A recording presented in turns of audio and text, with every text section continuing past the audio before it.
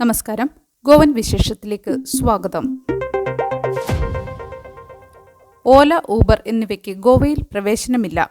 ഗോവയിൽ ടാക്സി സേവനങ്ങൾ നടത്തുന്ന പ്രാദേശിക ഓപ്പറേറ്റർമാർക്ക് ഐക്യദാർഢ്യം പ്രഖ്യാപിച്ചുകൊണ്ട് ഓല, ഊബർ പോലുള്ള സ്വകാര്യ ടാക്സി കമ്പനികൾക്ക് ഗോവയിൽ പ്രവേശനം അനുവദിക്കില്ലെന്ന് സർക്കാർ അറിയിച്ചു. ഈ നീക്കം പ്രാദേശിക ടാക്സി ഓപ്പറേറ്റർമാർക്കിടയിലെ ആഭ്യന്തര തർക്കങ്ങൾ ഒഴിവാക്കാനും അവരെ ശക്തിപ്പെടുത്താനും ലക്ഷ്യമിടുന്നു. മുഖ്യമന്ത്രിയുടെ ഗോവൻ ടാക്സി പത്രാവോ സ്കീമിന്റെ 5ാം ഘട്ടത്തിന്റെ ലോഞ്ചിനോടനുബന്ധിച്ചാണ് ഈ വാർത്തകൾ പുറത്തുവന്നത്. ഗോവ മൈൽസ് എന്ന പ്രാദേശിക ടാക്സി സർവീസ് മികച്ച ഫലങ്ങൾ നൽകിയതായി റിപ്പോർട്ടുകൾ സൂചിപ്പിക്കുന്നു. കഴിഞ്ഞ 7 വർഷത്തിനിടെ ഗോവയിൽ 1 ലക്ഷത്തിലധികം യാത്രക്കാർക്ക് സേവനം നൽകാൻ ഗോവ മൈൽസിന് കഴിഞ്ഞിട്ടുണ്ട്. ഈ പദ്ധതിയുടെ ഭാഗമായി ഇതുവരെ 300-ലധികം CNG പവർ ടാക്സികൾ നിരത്തിലിറങ്ങിയിട്ടുണ്ട്. സുരക്ഷ ഉറപ്പാക്കാൻ കലങ്കുത്ത് പോലീസ്. കലങ്കുത്ത് കാന്തോളിം തീരദേശ മേഖലയിൽ അനിഷ്ട സംഭവങ്ങൾ ഒഴിവാക്കുന്നതിനായി വ്യാപാര സ്ഥാപനങ്ങൾക്ക് സുരക്ഷാ ജീവനക്കാരെ നിയമിക്കുന്നതിൽ പുതിയ നിർദ്ദേശങ്ങൾ നൽകിയിട്ടുണ്ട്. രജിസ്റ്റർ ചെയ്ത സുരക്ഷാ ഏജൻസികളിൽ നിന്ന് മാത്രമേ ജീവനക്കാരെ നിയമിക്കാവൂ എന്ന് നിർദ്ദേശിച്ചിട്ടുണ്ട്. സീസണിന് മുന്നോടിയായി സുരക്ഷാ ഏജൻസികളുടെ പ്രതിനിധികളുമായി പോലീസ് യോഗങ്ങൾ നടത്തി. സുരക്ഷാ കാര്യങ്ങളിലും ക്രമസമാധാന പാലനത്തിനും പോലീസുമായി സഹകരിക്കാൻ സ്ഥാപനങ്ങൾക്ക് നിർദ്ദേശം നൽകി. ഹോട്ടലുകൾ, ഗസ്റ്റ് ഹൗസുകൾ, മറ്റ് താമസ സൗകര്യങ്ങൾ എന്നിവയുടെ ഉടമകളും മാനേജർമാരുമായ ഷാക്ക് ഉടമകളുമായും സുരക്ഷാ ക്രമീകരണങ്ങളെക്കുറിച്ച് വിശദമായി ചർച്ചകൾ നടന്നിട്ടുണ്ട്. ഗോവയിൽ ട്രക്ക്, ബസ് ഡ്രൈവർമാർക്കായി ബസ് ടെർമിനലും ശുചിമുറികളും ആവശ്യപ്പെട്ട ശക്തമായ പ്രക്ഷോഭം.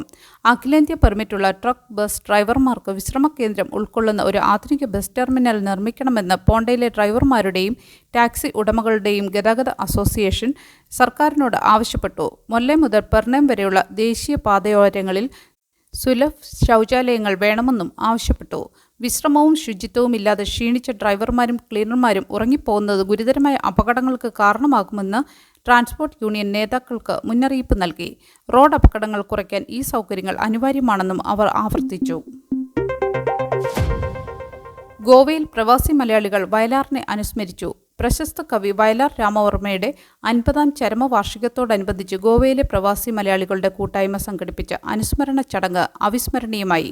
സാഹിത്യ സാംസ്കാരിക രംഗത്തെ പ്രമുഖർ പങ്കെടുത്ത ചടങ്ങ് മലയാളികളുടെ ഗൃഹാതുരത്വത്തിനും കലാഭിരുചിക്കും ഒരുപോലെ സാക്ഷ്യം വഹിച്ചു.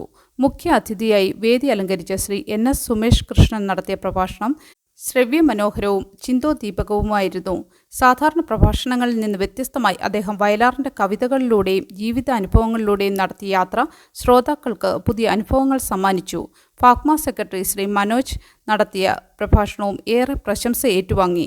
ഗോവയിൽ ജീവിക്കുന്ന മലയാളികൾക്ക് അഭിമാനിക്കാവുന്നതും പ്രചോദനമേകാവുന്നതുമായ വാക്കുകളാണ് അദ്ദേഹം പങ്കുവച്ചത്.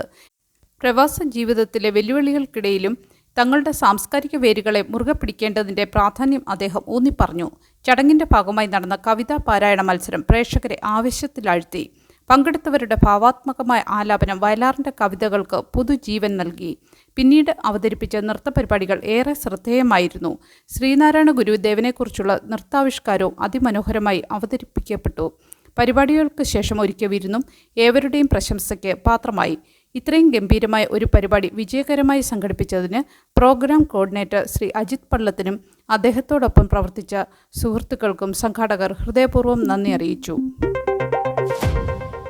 ഗോവൻ വിശേഷത്തിൻ്റെ ഈ വീഡിയോ ഇവിടെ പൂർണ്ണമാകുന്നു. എല്ലാ ദിവസവും വാർത്തകൾക്കായി ഫോളോ ചെയ്യണമെന്നും വാർത്തകളുടെ നോട്ടിഫിക്കേഷൻ ലഭിക്കാനായി ബെല്ലൈക്കൺ എനേബിൾ ചെയ്യണമെന്നും അഭ്യർത്ഥിക്കുന്നു.